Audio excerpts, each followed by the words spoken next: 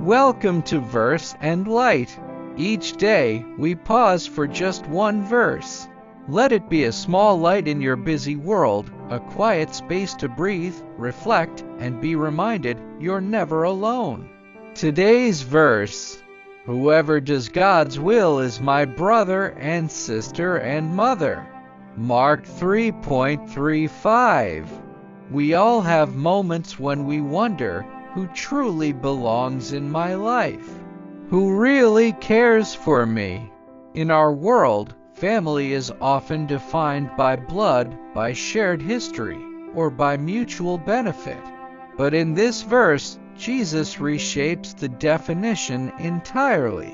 This scene takes place in a moment that might have felt ordinary at first. People were gathered around Jesus, listening intently. Then someone interrupted, "Your mother and brothers are outside looking for you." You'd expect Jesus to stop everything, to go and greet them immediately. But instead, he turns to those seated around him and says, "Here are my mother and my brothers. Whoever does God's will is my brother and sister and mother." It wasn't a dismissal of his earthly family. Rather, it was a radical statement about the deeper, eternal bond that is forged in doing God's will. 1. Family redefined by faith.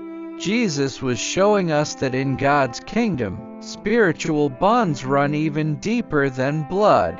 Earthly families are precious, but they are bound by time and circumstance.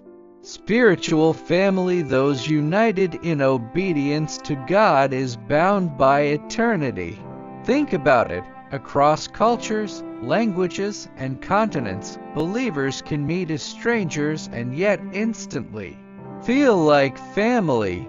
Why? Because their lives are moving in the same direction, shaped by the same truth, drawn to the same Lord. 2. Doing God's will more than religious activity. When we hear doing God's will, it's easy to think of a checklist: reading the Bible, praying, attending church, giving offerings. These things are important, but they are not the heart of it. God's will flows from a living relationship with Him. It's about knowing Him, loving Him, and letting that love transform how we live, how we treat others, and how we respond to life's challenges. It's about surrendering our will for His, not out of fear, but out of trust. 3. Our human tendency, leaning on what's visible. We naturally lean on relationships we can see: family, friends, communities. These matter, but they can change, fracture, or fade. Misunderstandings happen.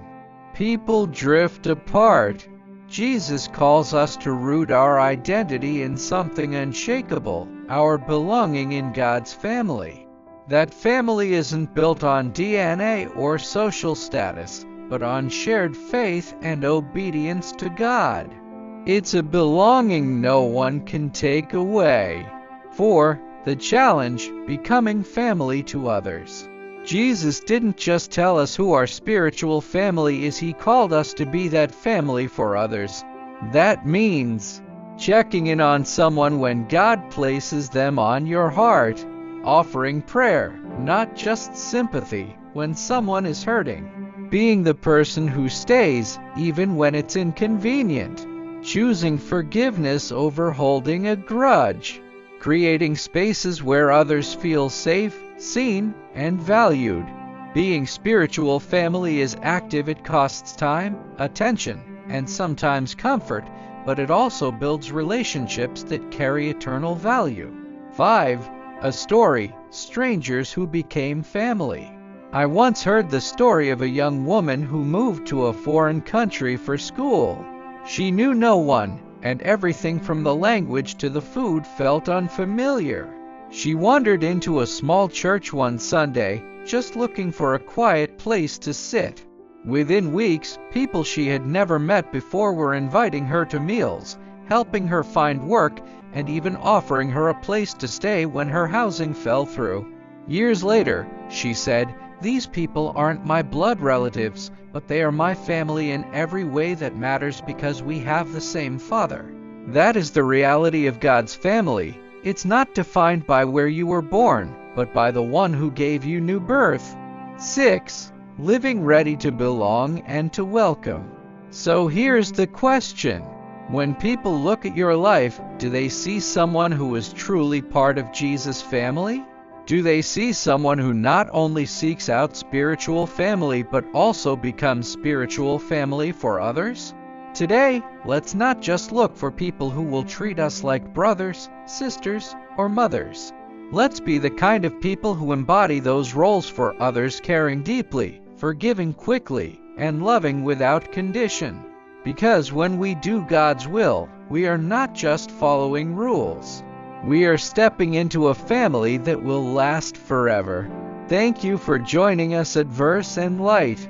One verse a day, one step closer to peace. See you tomorrow.